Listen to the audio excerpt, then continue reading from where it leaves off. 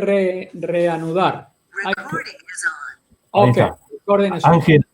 Ángel, claro, yo le pregunto esto porque desde acá, desde Buenos Aires, bueno, los que tenemos una posición, bueno, legítimamente, si usted quiere, de izquierda o de simpatía por la República, ¿no? Aparecen figuras muy legendarias, ¿no? Por ejemplo, alguien como Buenaventura Durruti y, y todo lo que el anarquismo en función con las reformas agrarias, con todo lo que ha mostrado el cine, ¿no? Algunos documentales, los grupos civiles armados. Entonces, quizá lo que usted está diciendo es que está un poco, don Ángel, a ver si le interpreto mal, magnificado eso. Sí, yo creo que sí. Bueno, hablando de Durruti, mire usted, yo no soy un historiador del anarquismo, sí. Tengo amigos que lo son y que saben del anarquismo mucho más que yo. Yo creo que Durruti reconoció rápidamente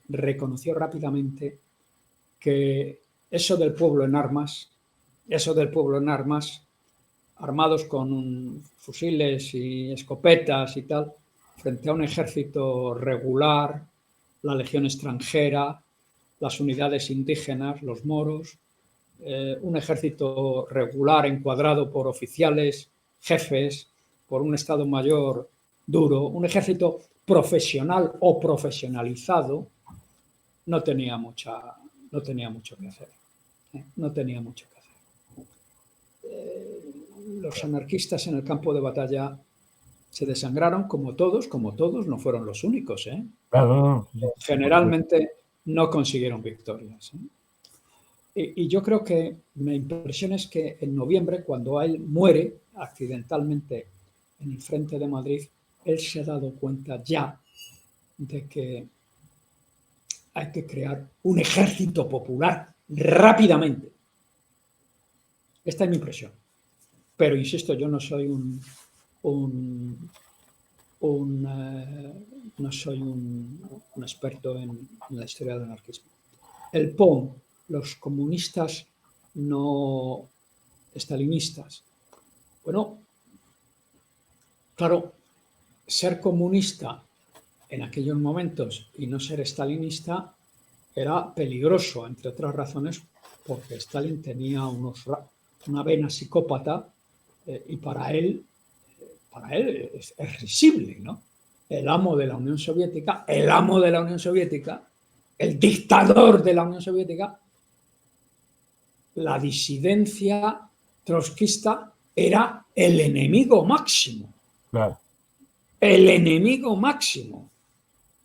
Entonces, claro, de la furia asesina de Stalin cayeron víctimas los anarquistas, los trotskistas, los pseudo-trotskistas, en España, ciertamente, en el POM, pero también y sobre todo en la Unión Soviética, donde Stalin tiene su poder firmemente consolidado, que es en la Unión Soviética, es donde hace purgas. Claro.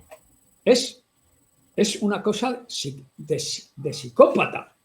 Pero la guerra civil le enseña a Stalin, y esto creo que está documentado ya, le enseña una cosa a Stalin, y es por qué hubo la sublevación en España. ¿Por qué ha empezado la guerra civil?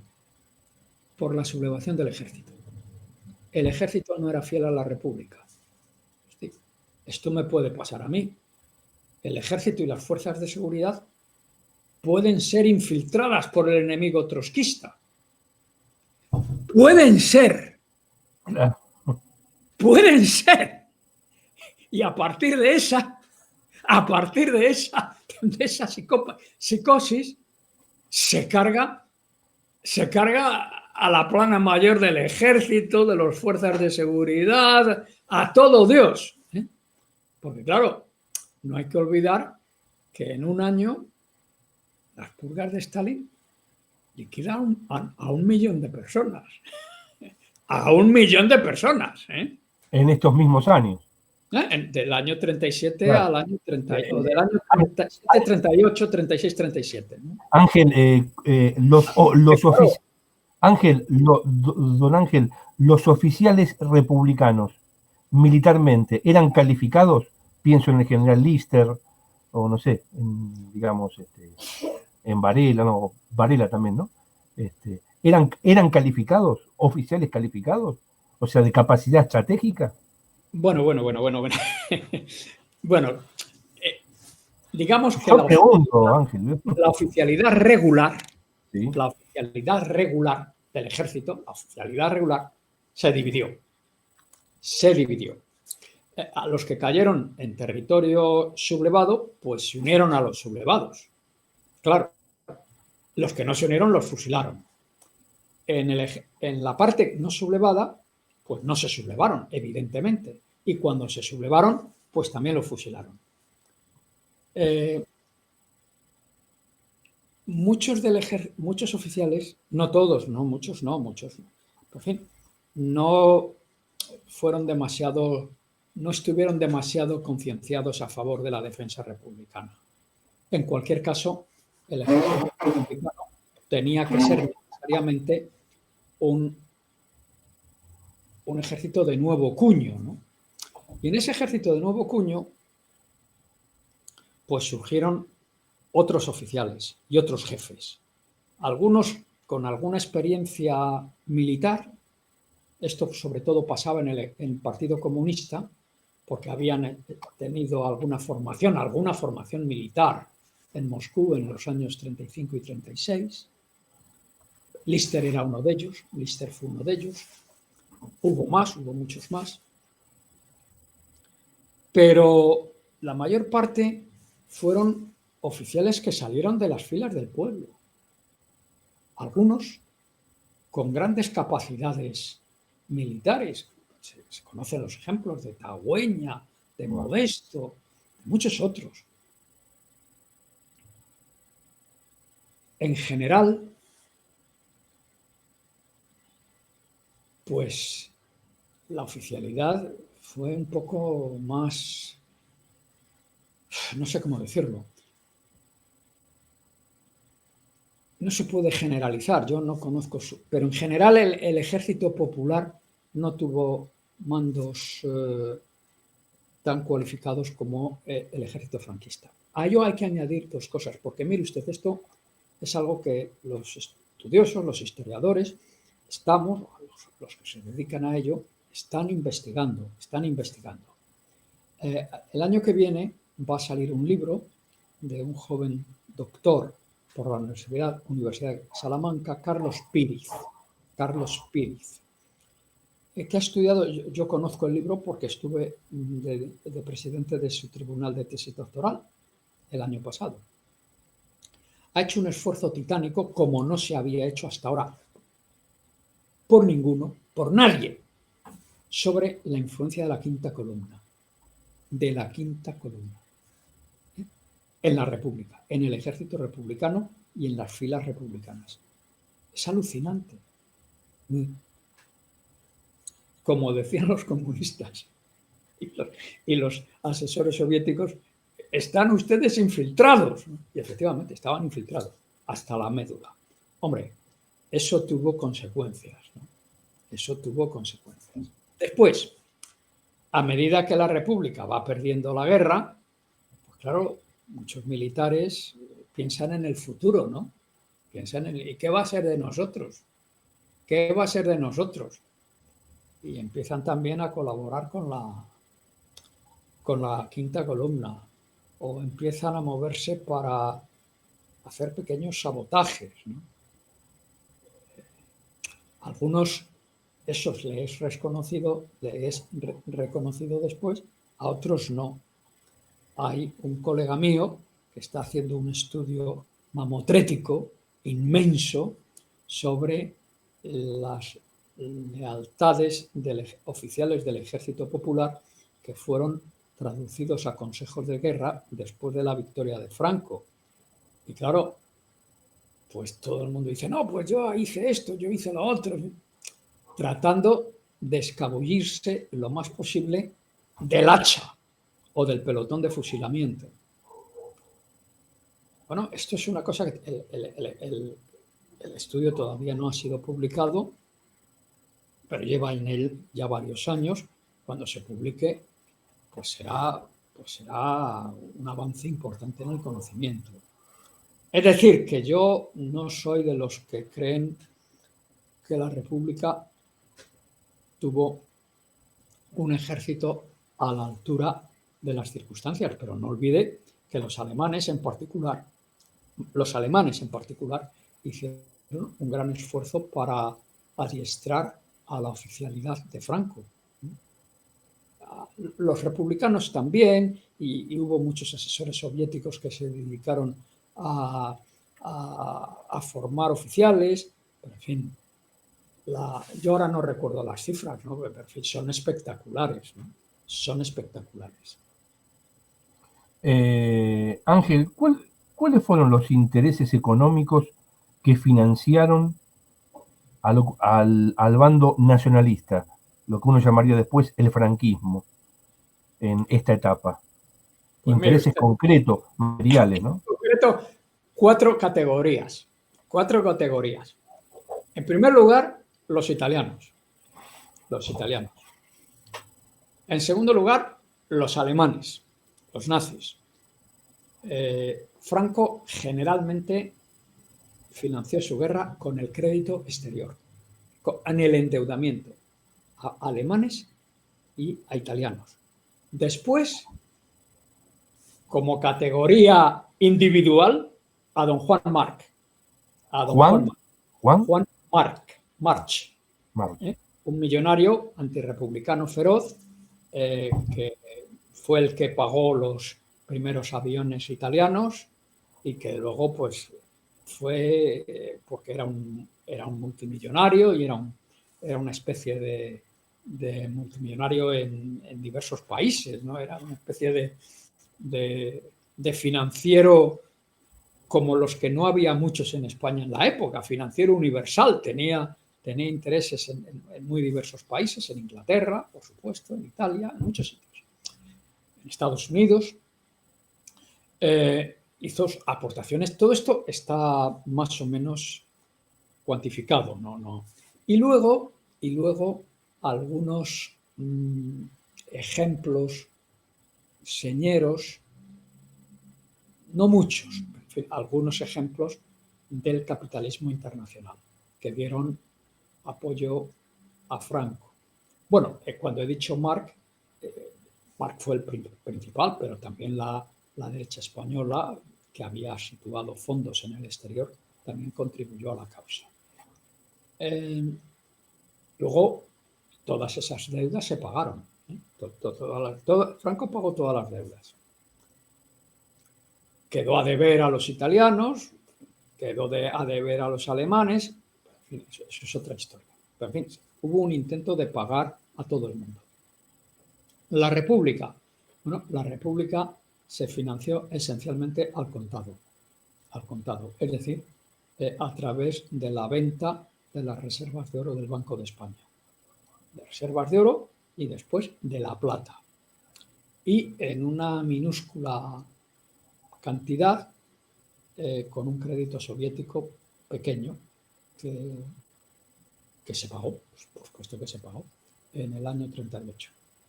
Lo que los soviéticos han dicho que la República les dejó a deber dinero no es cierto. No está demostrado.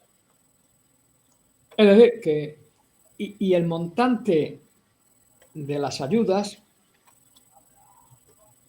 pues fue un poco equivalente en ambos lados. Bueno, y luego hubo también operaciones comerciales, ¿no? Operaciones comerciales, pero las operaciones comerciales en general servían para importar productos comerciales también. Aquí la República siempre estuvo en desventaja. Y así se pagó y bueno, esa fue la financiación exterior, que en mi opinión es la más importante, porque era la que permitió a ambos contendientes superar el estrangulamiento financiero. Los españoles sublevados pagaron la la guerra con pesetas, la República también la pagó con pesetas y con inflación, una inflación muy superior a la que se registró en la zona franquista, pero eso, que es muy importante, por supuesto, no plantea problemas conceptuales considerables. Donde hay problemas conceptuales importantes que han sido objeto de mucho debate, y ahí es un poco donde yo más me he centrado, es el de la financiación exterior. Ángel, ¿hubo apoyo financiero del Vaticano? No, que yo sepa, no. Llama la atención, ¿no? Porque, bueno, digo, una vez desatada la guerra, ¿no? Hombre, que yo sepa, no. La Iglesia española me imagino que contribuiría con sus óbolos. He de confesar, le va a parecer una burrada. La Iglesia tuvo un papel importante, muy importante, para unir a las diversas facciones del bando franquista. La guerra planteó la guerra en términos de cruzada, la Iglesia cruzada Claro, contra el mal. exacto. Eso fue muy importante, muy importante. Nadie lo hubiera podido hacer, salvo la Iglesia. La Iglesia lo hizo. Pero apoyo financiero y tal, pues, no. Yo leí, Ángel, usted me va a corregir, que en algún momento Franco tenía una buena relación con los ingleses. ¿Eso es cierto? Con Inglaterra. Bueno, hay que matizarlo. No la tuvo jamás. No la tuvo jamás. Ahora bien, con él hubo diplomáticos, especialistas, en fin, de relaciones exteriores, que siempre trataron de influir sobre Franco, de que había que estar a buenas con el Reino Unido, ¿no? Franco tuvo la suerte de enviar como representante, no embajador, representante al Reino Unido a un noble inglés, ¿eh? El duque de Alba, que era también duque de Berwick, que era pariente lejano de Churchill. Luego fue el embajador de España durante la Segunda Guerra Mundial en Londres. Claro, este hombre tenía uno de la familia, por así decir, tenía una serie de contactos que fueron muy importantes para Franco, ¿no? Pero Franco, no. A Franco lo que le hizo Tilín, casi desde el primer momento, fueron los alemanes. Fueron los alemanes porque él, que era bastante ignorante en términos de guerra moderna, se cuenta que la experiencia militar de Franco fue muy pobre, fue Marruecos. paupérrima, ¿no? Marruecos, pues. Marruecos, ¿no? Ni que hubiera sido la guerra de Vietnam, ¿no? Pues él no aprendió durante la guerra, aprendió. Yo no puedo decir que Franco fue un imbécil porque no lo fue jamás. No lo fue jamás. Él aprendió, tuvo un buen estado mayor, en fin, que él se rodeó de gente que sabía y tal, pero a él lo que le deslumbró fueron los alemanes. La Legión Cóndor, la frialdad, la ejecutividad, y luego no quiero decirle en el primer año de guerra mundial, ¿no? Cuando en mes y medio, liquida al ejército francés. Mes y medio. Franco estaba más influido al principio por el ejército francés que por los alemanes, pero en fin, él respetaba mucho al ejército francés. Era el mayor ejército de la época.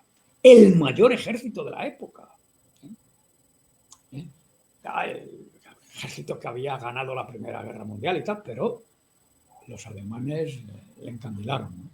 Eran, yo llamo, los dioses de la guerra para Franco, ¿no? Ángel, el hombre clave de la relación de España con el eje era Serrano Suñer. No. Serrano Suñer fue del año, digamos, Fue 40 posterior. a 43. Claro. Sí, fue un hombre importante en las relaciones con el eje. En la guerra civil menos. En la guerra civil, bueno, Serrano primero como cuñado, después como asesor áulico y finalmente como ministro de la Gobernación y ministro del Interior finalmente, y luego de Prensa y Propaganda también, desempeñó un papel más bien doméstico, de puertas adentro, de puertas adentro, de puertas adentro. Claro. Ángel, porque Franco se fiaba de él, Franco se fiaba de él. claro. Ángel, en relación con la política económica de la República, que también se discute mucho, pienso en la reforma agraria, pienso en políticas sociales como, bueno, el anticlericalismo inicial. ¿Qué aciertos hay? ¿Qué errores? ¿Qué relación tiene la política económica de la República con el bloque dominante? ¿Es una política progresista? ¿Ha dejado marcas? ¿Se cometieron errores? ¿No? Porque eso es fundamental, ¿no? Para comprender. Bueno, mire, en el año 31, económica y socialmente hablando, España era un país muy atrasado. Muy atrasado. Muy atrasado. Se han hecho estudios comparativos. Era un país muy atrasado y sobre todo era muy atrasado en comparación con aquellos otros en los que la élite republicana, las izquierdas se miraban como ejemplo. Por ejemplo, Francia. Algunos Alemania, antes de Hitler, por supuesto, estoy hablando antes de Hitler. Otros se miraban en Inglaterra, pero esos solían ser conservadores. Los que quisieron hacer un cambio importante, que afectaba a las relaciones de poder y a las relaciones sociales de la época, claro, fueron esencialmente los republicanos, los puramente republicanos, y los socialistas. Algunos centristas también, ¿no? Todo esto es complicado, ¿no? Pero en fin, yo estoy haciendo una síntesis muy general. Quisieron hacer muchas cosas a la vez. ¿Por qué? Bueno, pues porque pensaban que España estaba muy atrasada. Y era verdad. Era verdad.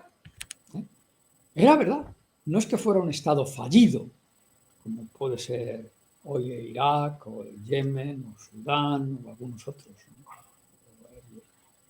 Pero era un estado muy atrasado. Tampoco radicalmente atrasado, pero era muy atrasado en comparación con aquellos en los que la élite política e intelectual se miraba.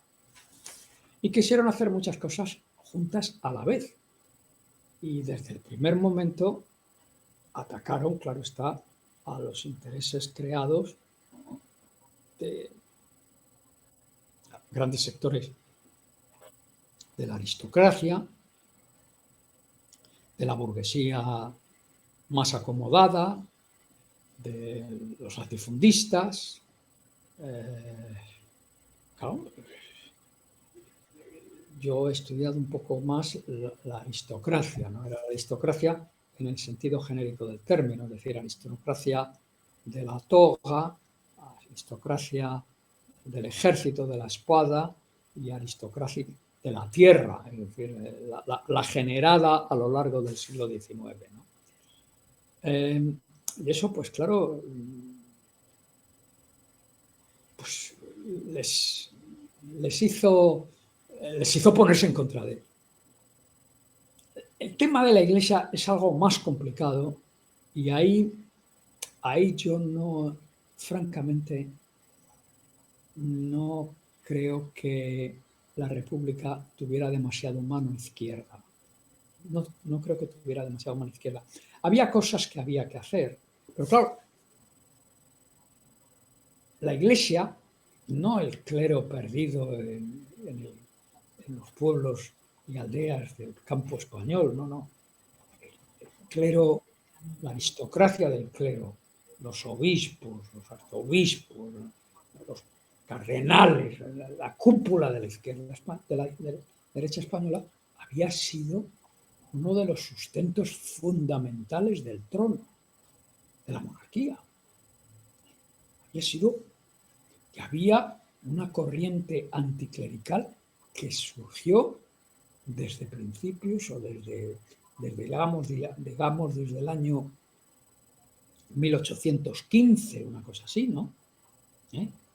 Había una corriente clerical, anticlerical, que no era solamente en la izquierda, era también en la incipiente burguesía. Dicho esto, quizá la República cometió errores en el trato a la Iglesia. Eso no, a mí personalmente no me cabe duda. Por ejemplo, expulsar a los jesuitas y quitar de un timón la enseñanza superior a una parte de la burguesía. Declarar poco menos que a España un país pues no católico, como la República Francesa, es decir, un país acatólico, no confesional, no confesional. Claro, a los franceses eso les costó, digamos, 30 años, 30 años más o menos, 25, 30 años. Bueno, la Iglesia lo quiso hacer en 3. Un poco deprisa, ¿no? Un poco deprisa. Pero, dicho esto, no eran... La República, los sectores más radicales del republicanismo español consideraron a la Iglesia como el enemigo a batir. Bueno, una mala identificación del adversario. No era el enemigo a batir. El enemigo a batir no era la Iglesia. Eran pues los sectores militares y los sectores de las fuerzas de seguridad y, digamos, los financiadores, ¿no?, de los intentos de golpe, que alguno hubo. Yo ahí no le doy a la República. Comprendo que lo hicieran, pero mire usted. Ángel, don Manuel Azaña, por ejemplo, era muy anticlerical, por lo que yo leí. No era muy anticlerical, no era anticlerical. Lo que quería era apartar a la Iglesia del poder político y del poder cultural. Pero eso se dice mucho más rápidamente que se hace. Y ahí, pues yo creo que se equivocó francamente de adversario. Se equivocó de adversario. Yo no sé lo que yo hubiera hecho, pero en fin, es que los hombres políticos del pasado se equivocan. Yo no conozco a ningún hombre político del pasado que no cometiera errores, ¿no? Bueno, este fue un error. No generó la guerra civil, no generó la guerra civil. La guerra civil, para mí, está perfectamente definida por quién quiso la guerra civil. Los sectores que quisieron la guerra civil. Y ahí fueron, insisto, un sector del ejército y de las fuerzas de seguridad, los monárquicos, los carlistas y también, por supuesto, un sector, digamos, del centro católico. Pero esos no conspiraron por debajo,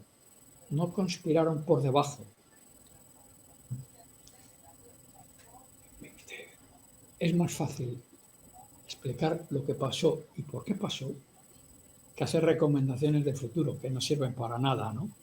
Y que además evocar alternativas. Pues sí. Si la República no hubiera actuado como actuó en tal momento, pues no se hubieran producido. Mi próximo libro está puesto bajo la invocación de un poeta, de un poema muy famoso, de un poeta norteamericano, Robert Frost. Es muy conocido en el mundo anglosajón, es muy conocido también en España, pero bien, que se titula The Road Not Taken. The Road Not Taken. El camino que no seguí.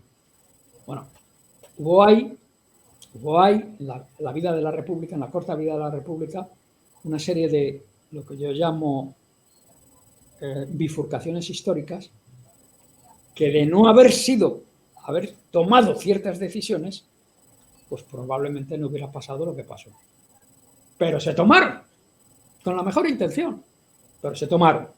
Lo que pasa, Ángel, que en historia lo que importa, discúlpeme, más de lo que hubiera pasado es lo que pasó.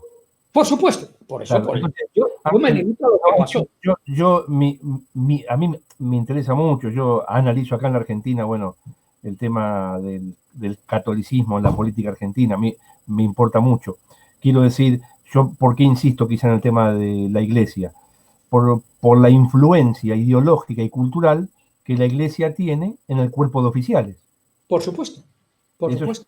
Yo recuerdo algún viejo republicano en la Argentina que me había dicho, es una respuesta muy ideológica, pero muy de época, es que la reacción de la República contra la Iglesia tiene que ver con los siglos de ignominio y de opresión del catolicismo español en el campo y hacia las masas.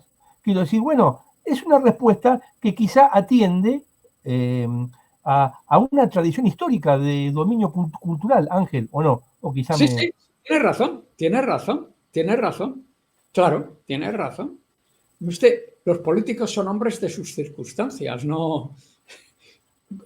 El historiador explica lo que pasó. Yo explico lo que pasó, ¿no? Digo simplemente este concepto de bifurcaciones históricas por una razón. Porque hay un sector de la historiografía española muy amplio, y sobre todo de cierta historiografía extranjera, generalmente anglosajona, pero también francesa y alemana, que son las que yo conozco más o menos, que piensan que la guerra civil era inevitable.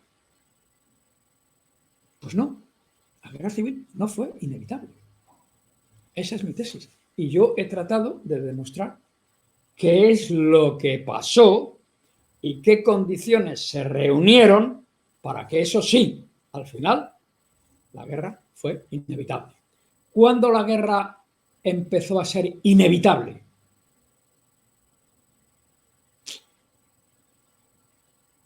Es así una pregunta a la que yo no me atrevo a contestar. Porque claro, en historia, la historia fluye, ¿no? Hacer un corte radical. Yo creo, pero en fin, puedo equivocarme, que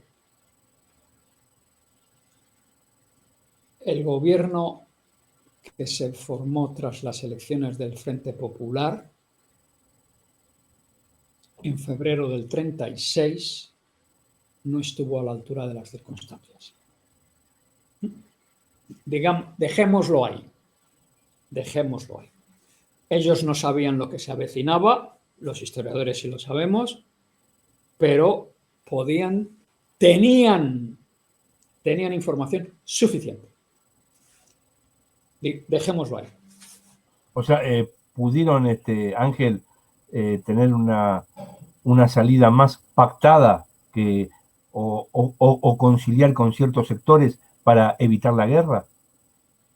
Bueno, yo creo que hubieran debido, personalmente creo que hubieran debido decapitar la conspiración. Decapitar la conspiración. Dejémoslo ahí, porque es que ese es mi libro, ese es mi libro próximo. Claro, pero, en fin, claro. ¿No? Ese fue el gran error republicano. Claro. Por la política social y económica que ellos estaban siguiendo, Ángel, con sus marchas y contramarchas. ¿La guerra era inevitable? También esa es una repregunta. Quiero decir, porque yo, ¿qué quiere que le diga? Con unas gentes que desde el año 32 están conspirando con la ayuda de la potencia fascista por excelencia, que era la Italia de Mussolini, yo creo que francamente había grandes posibilidades de que Mussolini hubiera seguido en la línea que se había trazado, ¿no? Es que esto, hay cosas que se sabían, ¿no? Hay cosas que se sabían. Pero una cosa es que se sepan cosas de manera dislocada y otra es que se siga un proyecto de desmantelamiento de la República, que es el que tenía, por las razones que fueran, que han sido estudiadas, pero no demasiado bien estudiadas, ¿eh? No demasiado bien estudiadas. Mire usted, en mi libro, en el libro anterior, yo cito a muchos autores. En fin, en general, espero no haberme olvidado de ninguno importante, que han estudiado las relaciones exteriores de Mussolini en el periodo 30-36. Hay más que yo no he citado, pero porque son muy antiguos y generalmente yo me voy a los autores más modernos, ¿no? Porque pienso que los autores más modernos asumen muchas cosas de los anteriores y van adelantando el relato en función de nuevas investigaciones. Es decir, que no cito autores del año 45, ¿no? 46, 47. Pero, en fin, cito a los que más han trabajado el tema, ¿no? Ninguno de ellos había descubierto el hilo de la conspiración, salvo un autor amigo mío, dos amigos míos, uno español y otro danés, Mordenheimer e Ismael Saz, pero que no habían descubierto los papeles críticos. Los papeles críticos, en el caso italiano, no son muchos. En fin, son críticos. Si usted no los ve, no ve nada. Y algunos papeles españoles, que tampoco se habían visto. Es decir, ¿qué quiere que le diga? Yo creo que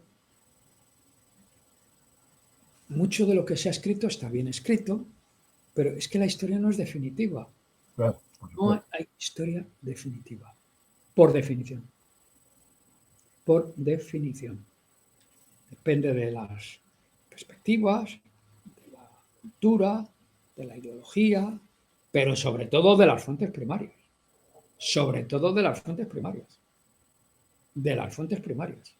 De su contextualización, de su crítica inmanente, de su estrujamiento para ver qué se le puede sacar, de las preguntas que se hacen a los papeles, a los residuos del pasado, eso que queda del pasado. Por eso yo siempre digo que la historia, escribir historia, es un tejer y destejer continuo. Totalmente. Yo no me siento en posesión de la verdad.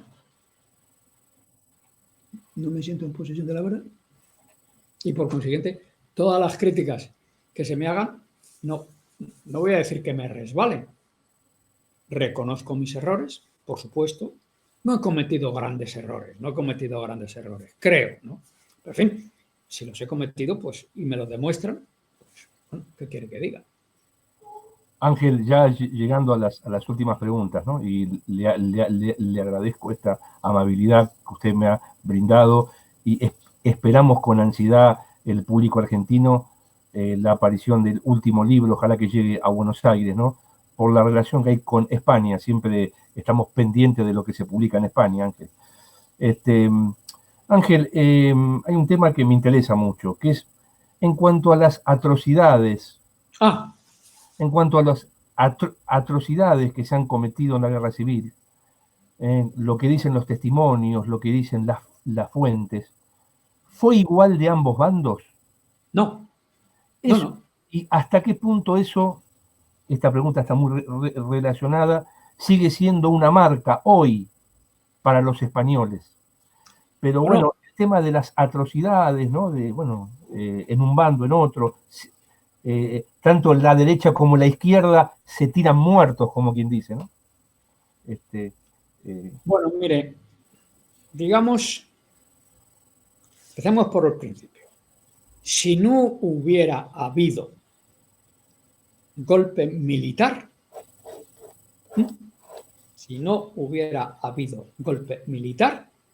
no habría habido atrocidades. Primero, statement of fact, porque si hubiera seguido pues una escalada de violencias que iba ya remitiendo,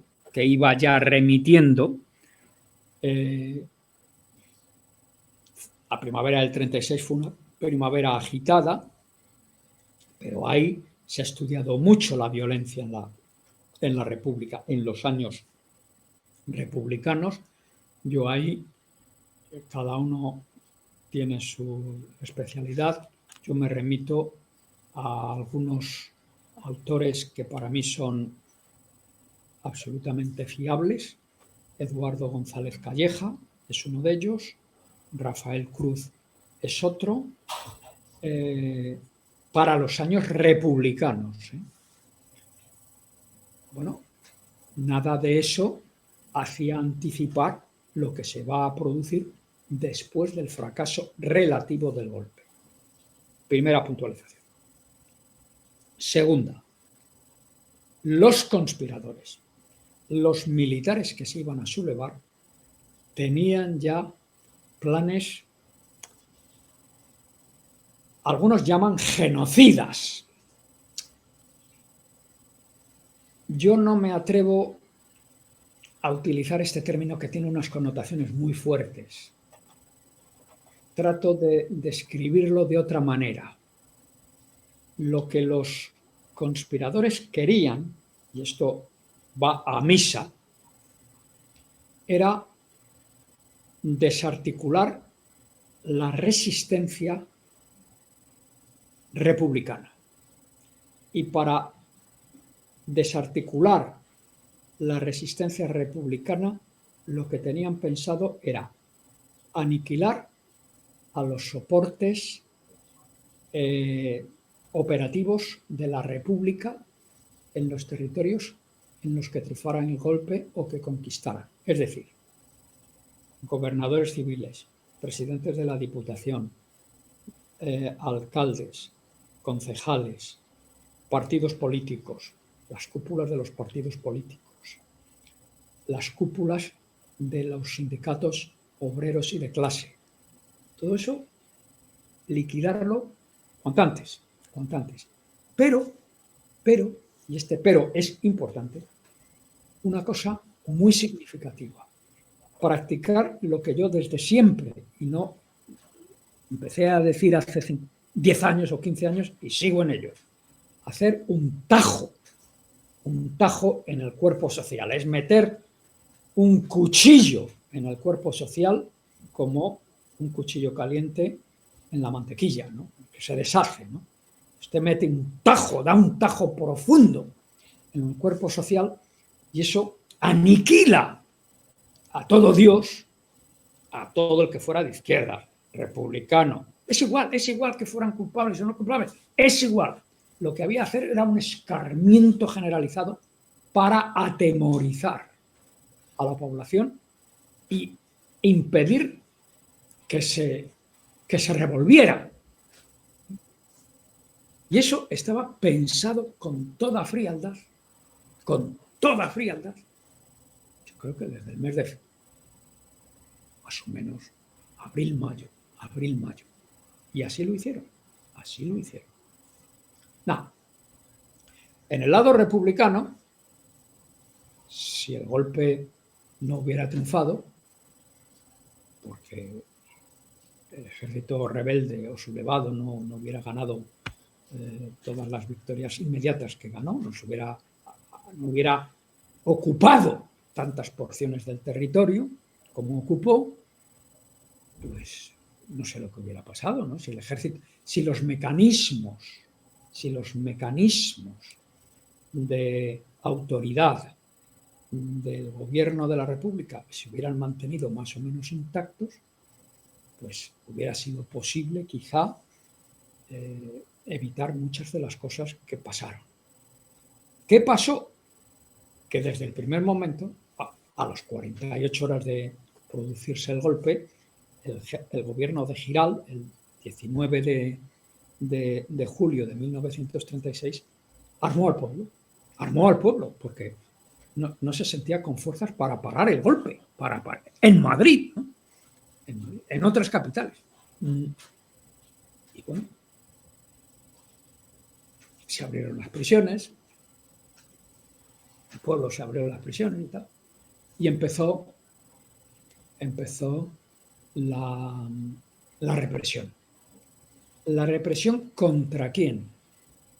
Bueno, pues contra los enemigos de clase. Hay que decirlo así de simple. Los enemigos de clase. ¿Y quiénes eran los enemigos de clase?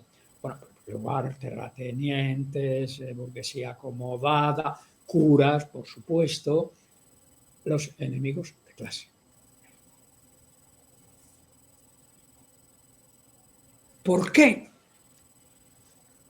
Yo doy una respuesta que los especialistas se pueden reír de mí y se han reído de mí, no, pero en fin, es mi respuesta, ¿no? Porque para el pueblo español, ¿no?, en los lugares donde no triunfó el golpe, vio inmediatamente, colectivamente, se articuló esta visión: nos quitan la República. Es decir, nos quitan la posibilidad de reformas, de hacer reformas profundas en la sociedad española. Nos arrebatan la República. Bueno, mire, ahí emergieron rápidamente esos factores estructurales, y sí, eso empezó a emerger con violencia.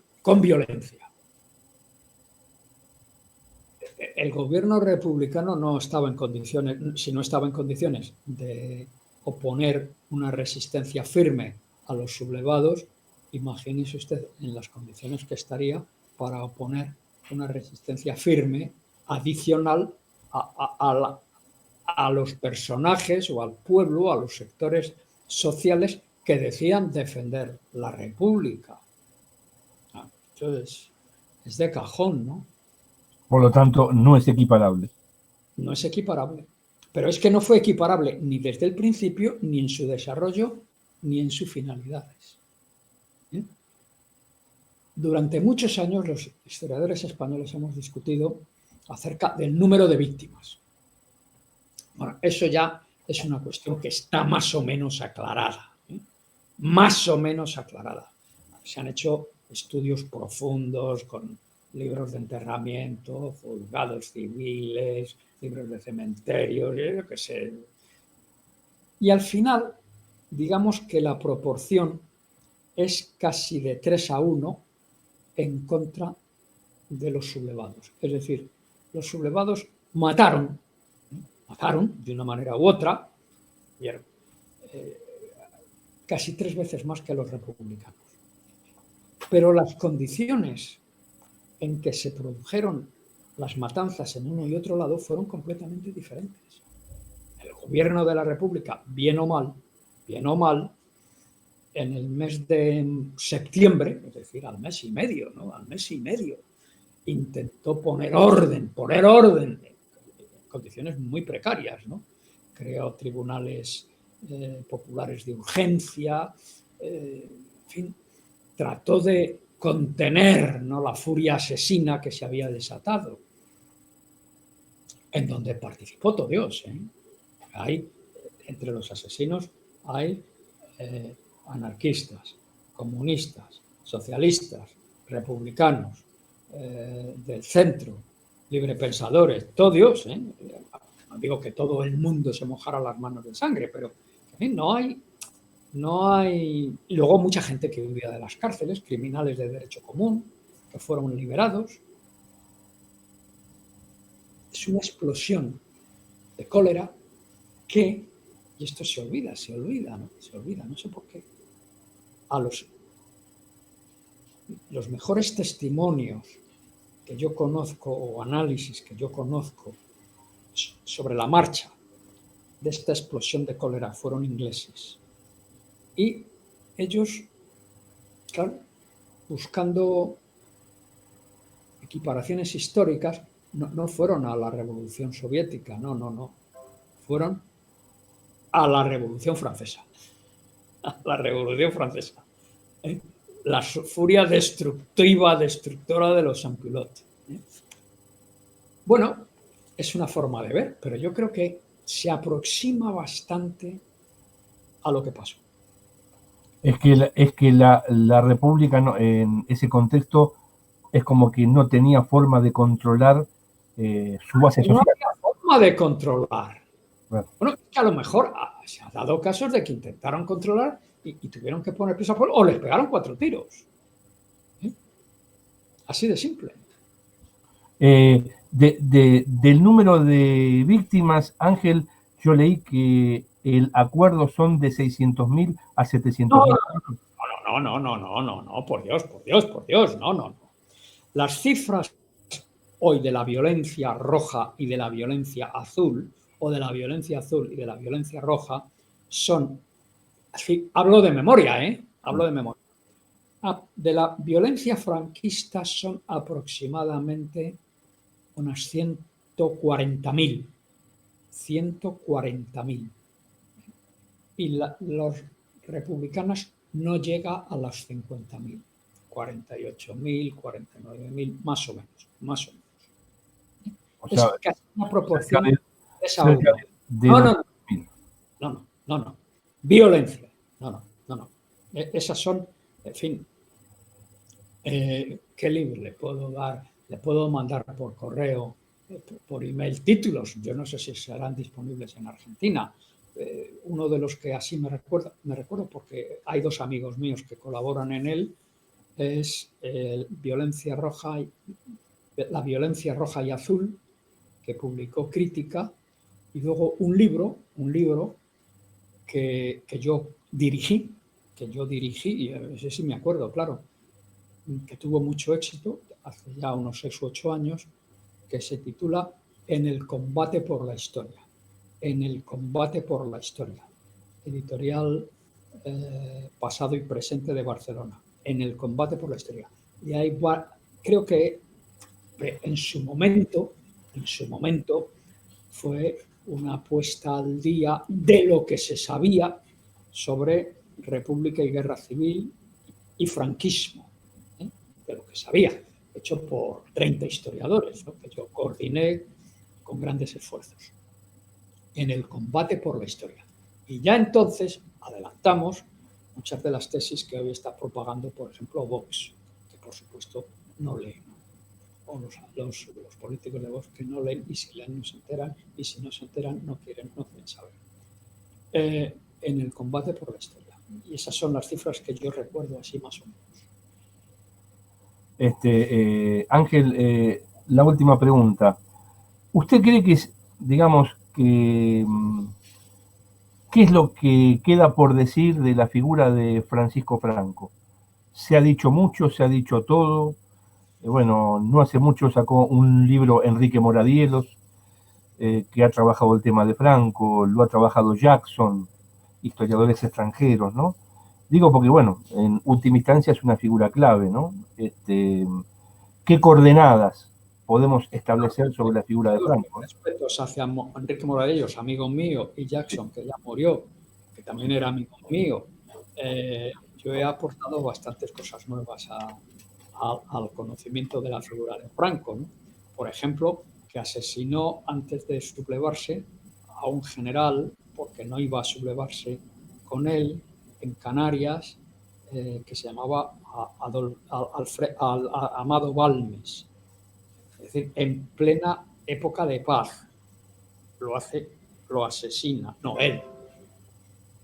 En fin, En un libro que se llama La otra cara del caudillo, he analizado algo de la psicología de Franco, de su utilización de uno de los principios fundamentales de la dictadura nacional socialista, la voluntad del Führer es ley, la voluntad de Hitler es ley, la voluntad de Franco es ley. Y he estudiado con bastante detalle cómo mientras sus soldados morían en los frentes, se desangraban en los hospitales del frente y de la retaguardia, quedaban tullidos, y ahí España estaba envuelta en una guerra civil como no la había habido nunca en la historia de España, Franco se dedicó, aparte de dirigir las operaciones militares, a hacerse millonario. A hacerse millonario, como suena. Ese libro se titula La otra cara del caudillo. La cara del caudillo. O sea que sobre Franco se ha dicho todo. Bueno, yo también, con toda modestia, siguiendo también las trazas, las huellas de un conocido mío, militar que ya falleció, he demostrado que fue un mentiroso compulsivo desde el primer momento que llegó a Marruecos, ¿no? Precisamente por sus mentiras que se pusieron de manifiesto, no le dieron la Gran Cruz Laureada de San Fernando. A la sazón era la máxima condecoración militar española, ¿no? Se la dieron a muchos otros, pero no a Franco. ¿Y por qué no se la dieron a Franco? La razón es porque Franco mintió como un desatado, ¿no? Es decir, ¿se pueden decir más cosas de Franco? Pues sí, se pueden decir más cosas de Franco. El problema son los papeles. El problema son los papeles. Dese cuenta que los papeles de Franco, los personales de Franco, no los conoce nadie. Yo tampoco, por supuesto. No los conoce nadie. Nadie. ¿Qué hay en ellos? No tengo ni la más remota idea. No tengo... El detentador de esos papeles no los ha sacado a la luz. ¿Los ha destruido? Quizá. ¿Los guarda como oro en paño? Quizá. ¿No se atreve? Quizá. Pero no son los papeles que figuran en la Fundación Nacional Francisco Franco. O sea que hay margen. No hay nunca historia definitiva. No hay nunca historia definitiva. O sea que no todo se ha dicho de Franco. No todo se ha dicho. No. Pero bueno, esos papeles, ¿usted sospecha que pueden existir, Ángel? Hombre, yo no sospecho, estoy casi seguro, ¿no? Y no soy yo, ¿eh? Yo no digo mis fuentes, Yo aquí me remito a un historiador norteamericano muy conocido. Yo no comparto sus ideas en absoluto, ¿eh? Y siempre que puedo, vamos, no siempre que puedo, porque sería absurdo no escribir, yo no voy a escribir un libro contra él, ¿no? Pero siempre que se cruza en mi camino, paz. Pero Stanley Payne, que tiene mucha fama por ahí, claro, sí. También, sí. Lo dice en una de sus biografías de Franco, lo dice. En una de sus biografías de Franco, lo dice. Yo he dado a muchos periodistas la referencia exacta de la página, no me han hecho caso, no me han hecho caso. Si lo dice él, que ha escrito una biografía con el asesoramiento de la familia, pues, ¿qué quiere que le diga yo? Que me echaron a los perros en cuanto salió la noticia de que yo había dicho que el abuelito, el papá o el abuelito se había hecho millonario durante la guerra, ¿no? De manera totalmente ilegal, por supuesto, o legal, porque la voluntad de Franco, no lo olvidé, era fuente de ley. Olvídese de las cortes, del gobierno, la fuente última, primaria de Franco era su voluntad. Como Hitler, el Führerwille. Ángel, el enriquecimiento tiene que ver con grupos financieros, de armamentos, digamos, con negocios bursátiles, bueno, no sé, ¿Con qué, en base a qué se enriqueció en relación con qué tipo de negocios bancarios, financieros? No, no, no, no, no, no, no, no, es mucho más simple, es mucho más simple, es mucho más simple, es mucho más simple. Al estallar la guerra civil, y más o menos aparecer ya frentes delineados, los militares sublevados, de manera espontánea, ¿no?, pues acudieron a la población en demanda de apoyos financieros para financiar Claro. operaciones, compra de aviones, yo qué sé, todo, a través de multitud, una gran multitud de suscripciones nacionales. Suscripciones nacionales. Estas suscripciones nacionales fueron muy desiguales, no están estudiadas en su totalidad, están estudiadas en algunas provincias, Salamanca, León, algunas más, ¿no?, pero los